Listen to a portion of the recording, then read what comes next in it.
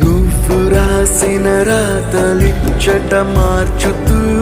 మార్చుతుంటే నేలపైన వింతలన్నీ నింగి కన్నుతో చూడరా ఈశ్వరా పరమేశ్వరా